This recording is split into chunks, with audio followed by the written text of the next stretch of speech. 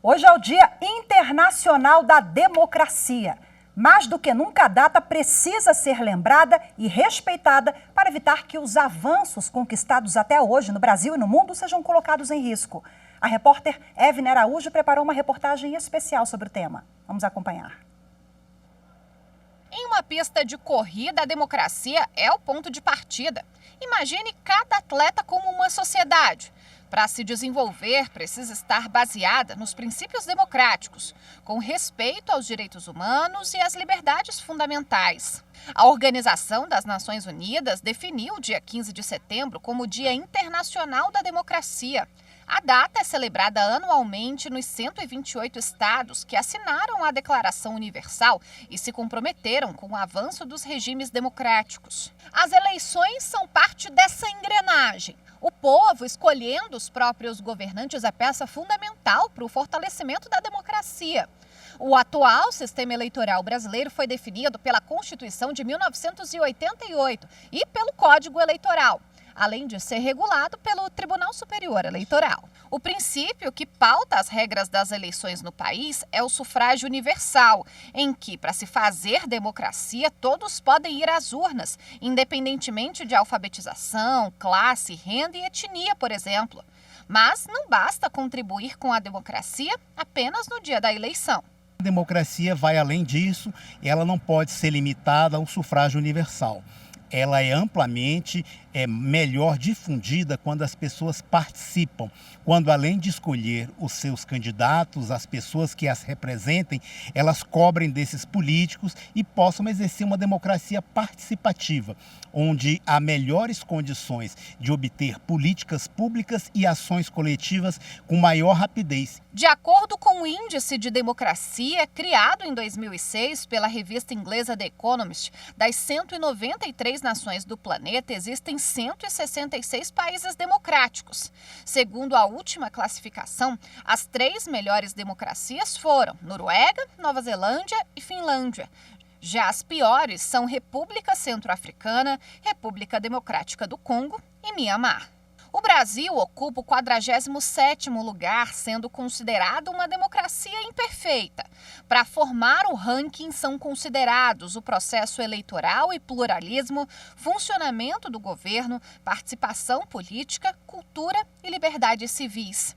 A presidente do Supremo Tribunal Federal, ministra Rosa Weber, relembrou no discurso de posse ao assumir o cargo que a democracia é ainda mais forte quando o povo e as instituições se unem em prol de uma sociedade justa. A luta pela efetivação e prevalência dos direitos humanos, assim como a defesa da democracia e do Estado democrático de direito, não devem, porém, ter como palco apenas os tribunais. Esse esforço há de ser compartilhado pela sociedade civil, como de resto está sendo, de modo a viabilizar e garantir avanços civilizatórios, sem quaisquer retrocessos. Bom, e pelo Twitter, o vice-presidente do Supremo Tribunal Federal, ministro Luiz Roberto Barroso, também comentou o dia de hoje, disse que a democracia foi a ideologia vitoriosa do século XX. Segundo Barroso, ela é uma moeda de dupla face. De um lado, soberania popular, eleições livres e governo da maioria, de outro, poder limitado. O ministro alertou ainda que a democracia não é o regime do consenso, mas da absorção, da divergência e de forma institucional com tolerância, respeito e civilidade. Segundo o ministro Luiz Roberto Barroso, já percorremos os ciclos do atraso institucional e precisamos avançar com desenvolvimento sustentável e inclusão social ampla. Bom, para a gente falar um pouquinho mais sobre a data agora, eu converso ao vivo, de forma remota, com um advogado que é especialista em direito eleitoral e que foi ministro do Tribunal Superior Eleitoral entre 1997 e 2004, Fernando Neves. Muito boa tarde, seja bem-vindo. Boa tarde, é um prazer muito grande participar desse seu jornal, rever depois de tanto tempo e quero agradecer a todos que estão nos ouvindo também pela atenção. Prazer é todo nosso, ministro, seja bem-vindo mais uma vez. Bom, a gente já apresentou um pouquinho na reportagem, falei agora sobre a publicação do ministro Barroso também, é uma data muito importante, muito cara para a gente, né? Agora, há pouquíssimos dias das eleições, nós vemos, infelizmente, violência política, discurso de ódio, essas manifestações, de alguma forma, na avaliação do senhor, podem colocar a nossa democracia em risco? Olha, eu acho que não podem colocar em risco a democracia porque ela está acima dessas discussões, acima desses comportamentos. Mas elas preocupam, esse tipo de comportamento preocupa muito, porque é um desrespeito ao país, é um desrespeito à Constituição que estabeleceu como a República Federativa do Brasil se constitui no Estado Democrático de Direito. E o Estado Democrático de Direito é justamente aquele em que as pessoas podem falar o que pensam, mas tem que respeitar a pessoa que está ouvindo. É para falar o que pensa, não para agredir aqueles que possam, evidentemente, ser seus adversários, e ainda mais agredir de uma forma como que a gente tem visto ultimamente, inclusive física e com desrespeito a jornalistas, principalmente as senhoras. Eu acho que isso merece um cuidado maior para que a gente consiga melhorar um pouquinho a nossa posição no ranking. Nós temos um processo de votação, de apuração de dados, extremamente seguro, reconhecido no mundo inteiro, com todos os itens possíveis para um bom controle.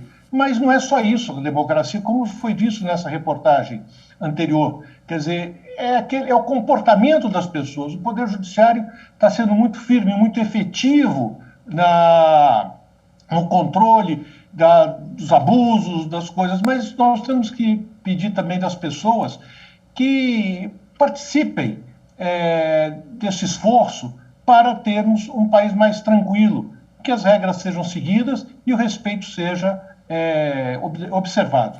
Excelente observação do senhor quando traz à baila essa questão que nós apresentamos na reportagem, que a democracia ela vai muito além do sufrágio. Eu comecei dando gancho aqui do senhor falando em eleições, mas vai muito além, né? A gente vive num Estado democrático de direito, isso a gente está falando de cidadania, de liberdade, e palavra essa liberdade que os eleitores têm ouvido muito, né? Sobretudo nas campanhas eleitorais. Nós somos, de fato, um país livre, não é? Eu queria que o senhor explicasse para a gente e como o eleitor, o cidadão, pode contribuir para que a gente mantenha a nossa democracia sempre madura e robusta?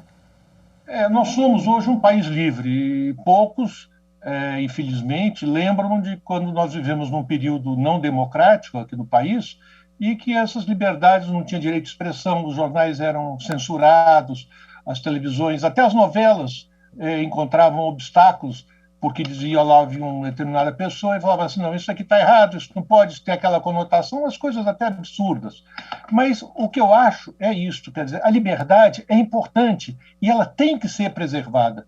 E uma forma de agredir a liberdade é justamente você ofender o seu próximo, usar do seu direito para atrapalhar o direito do outro. Você tem o direito de falar, o direito de se expressar, isso é a liberdade, mas você não tem o direito de ofender os outros, de descumprir as boas regras de conduta. O seu direito vai até onde começa o direito da outra pessoa. Hoje as pessoas estão confundindo muito, né? Como se um direito houvesse uma sobreposição. Não, a Constituição ela diz que você não pode usar como justificativa o direito da liberdade de expressão, por exemplo, que a gente tem visto muito pelas redes sociais, para se sobrepor à liberdade. Mas o direito à liberdade de expressão, não. O Supremo já até se debruçou sobre o assunto, mas é sempre importante a gente deixar essa reflexão aqui, né? É verdade, é verdade. O Supremo tem sido muito firme nisso, em dizer, olha, liberdade é uma coisa, ofender é outra, agredir as pessoas é outra. Você não tem liberdade de matar ninguém. Isso merece uma sanção, um procedimento extremo, eu estou indo, mas do mesmo jeito que você não pode matar, você não pode ofender, você não pode agredir, você não pode desrespeitar os princípios. Adversário não é inimigo. Adversário são pessoas que pensam diferentes e, para isso, nós temos um processo democrático de eleição para dizer qual o entendimento, a posição que a maioria deseja que seja implementado no nosso país. Mas isso é o espaço de todos, não é de um grupo, não é de uma opinião só. Maravilha, muito obrigada pela participação mais uma vez, um prazer conversar com o senhor. Boa tarde e até a próxima. Muito obrigado, boa tarde, sempre um prazer. E viva a democracia!